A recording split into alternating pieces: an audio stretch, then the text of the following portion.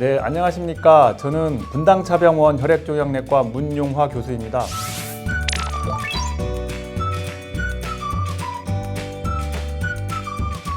오늘 특별한 분을 모시고 여러분과 함께 이야기를 나눠보겠습니다. 저와 같이 이제 여성암을 전공을 하고 계시고 여성암 분야에서 아주 열심히 환자를 치료를 하고 계신 김슬기 교수님을 소개해드리겠습니다. 인사 말씀 부탁드리겠습니다. 안녕하세요. 저는 새로운 김슬기라고 합니다.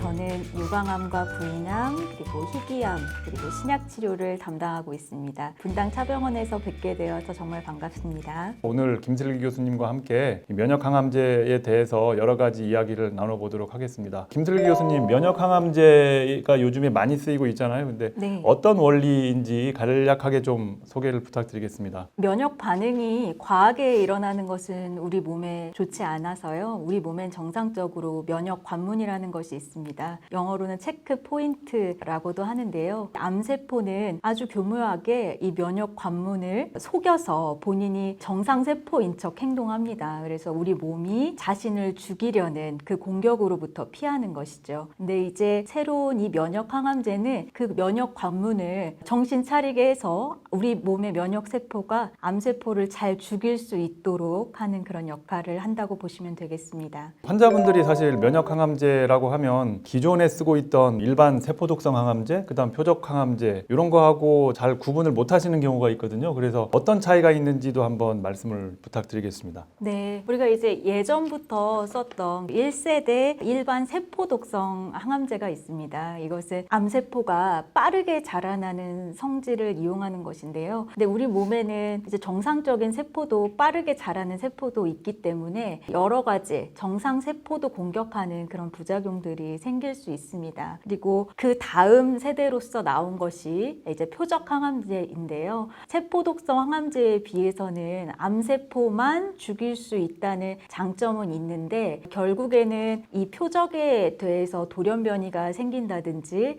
이런 내성이 생길 수 있고 또 적용할 수 있는 암의 종류가 좀 제한적입니다. 그래서 이제 새로운 우리가 치료법으로서 나온 것이 이제 면역 항암제, 면역 관문 억제제이고요. 이것은 우리 몸의 면역 반응을 이용하는 것이기 때문에 여러 암에 걸쳐서 모두 다 사용될 수 있는 가능성이 있고 또 효과가 굉장히 길게 지속된다는 것이 장점이 되겠습니다. 면역항암제가 다른 일반적인 항암제와 어떻게 다른지 이제 설명을 잘 해주셨고요. 어떤 환자들이 면역항암제를 쓰면 효과가 좋을 것인가? 어떤 사람들을 저희가 골라서 면역항암제를 투약하면 좋을까요? 아주 좋은 질문이신데요. 저희가 주로 보는 유방암을 기준으로 말씀드리고자 합니다. 그래서 유방암에서도 재작년과 작년에 이렇게 면역항암제가 허가가 되어서 현재 활발히 사용하고 있습니다. 근데 그 대상 환자군이 모든 환자는 아니고요.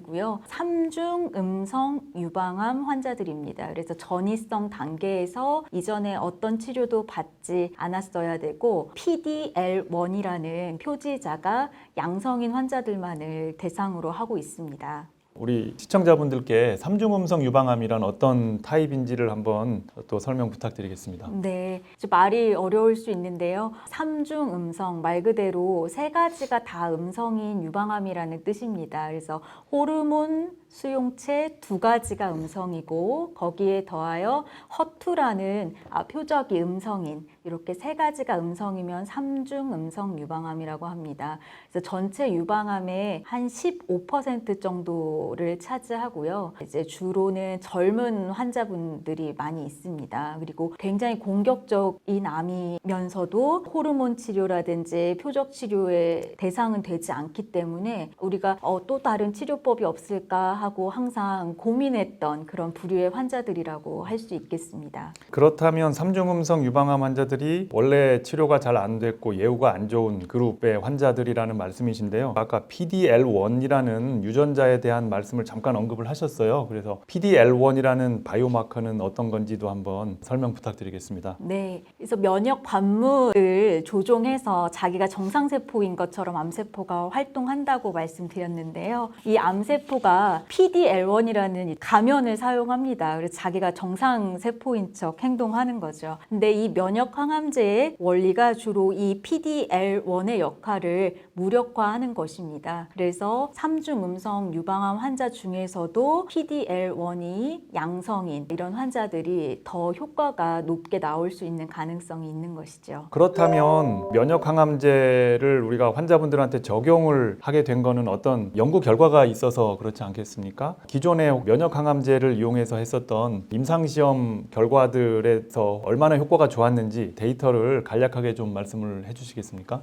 그래서 항상 저희가 근거 중심으로 치료를 하는데요. 제가 말씀드릴 연구는 키노트 355라는 연구입니다. 그래서 이 연구에서도 PDL1이 양성인 3중 음성 유방암 환자를 대상으로 하였는데 이제 결론적으로 암 진행 위험을 35% 정도 낮추는 아주 놀라운 결과를 보였습니다. 그래서 키트루다라는 면역 항암제 더하기 일반 세포 독성 항암제를 투약한 연구였고요. 이렇게 면역 항암제를 병용하여서 투약했을 때 암 진행 기간을 4개월 정도 늘리는 효과가 있었습니다. 그리고 생존 기간 또한 7개월 정도 늘리는 효과가 있어서 이 연구를 바탕으로 우리나라에서도 식약처 허가가 되었습니다. 아주 구체적인 치료 효과에 대한 데이터를 들어서 말씀을 해주셔서 감사하고요. 혹시 우리가 주의해야 되는 어떤 부작용 같은 게 있을까요? 네, 우리 몸의 면역 세포가 암세포를 이제 다시 죽일 수 있도록 만드는 것이 원리이기 때문에 오히려 역설적으로 우리 면역 세포가 내 몸을 공격함으로써, 그러니까 어려운 말로는 자가 면역 질환과 비슷한 그런 부작용이 나타날 수 있습니다. 그래서 흔한 것이 호르몬 이상들, 갑상선 기능 이상이라든지 부신 피질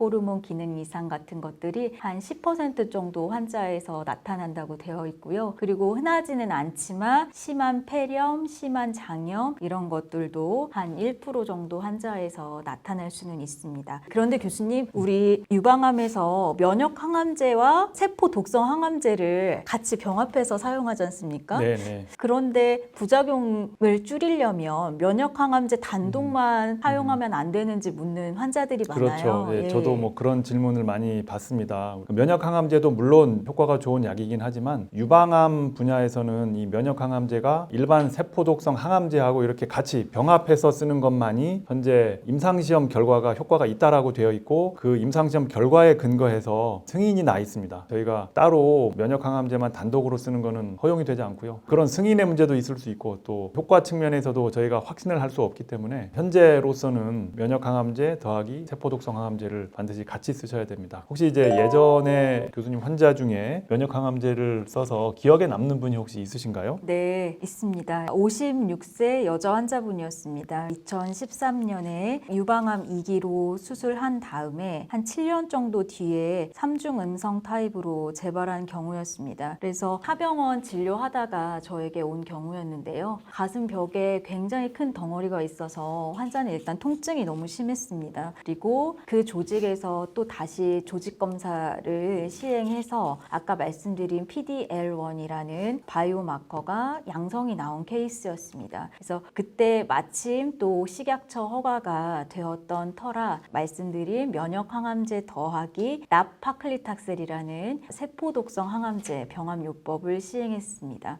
근데 이제 환자가 가장 먼저 말하는 것이 통증이 월등히 줄었다고 하더라고요. 그래서 통증이 줄면서 또 사진으로 봤을 때에도 가슴벽에 있는 암덩어리가 거의 30% 이상 줄은 것을 확인할 수 있었습니다. 그 환자는 2020년부터 거의 지금까지 그 약제를 유지하면서 잘 외래에 다니고 계십니다. 굉장히 다행스러운 환자 케이스였네요. 마지막으로 우리 시청자분들 그리고 환자분들께 한번 격려의 말씀을 좀 부탁드리겠습니다. 전이암이라고 하면 처음에 많이 우울하고 또 실망을 많이 하십니다. 근데 그러한 상황 자체가 사실 변하는 것은 아니기 때문에 본인이 처한 상황에서 가장 최선의 치료를 주치의 선생님과 상의하여서 받으시기를 권유드립니다. 그래서 본인의 삶을 영위하시면서 잘 살아가실 수 있도록 바라겠고요. 사실 먼 미래를 걱정하기보다는 하루하루 이렇게 잘 버티실 수 있도록 저희도 응원하겠습니다. 그래서 분당차병원 혈액종양내과는 항상 여러분 곁에 있습니다.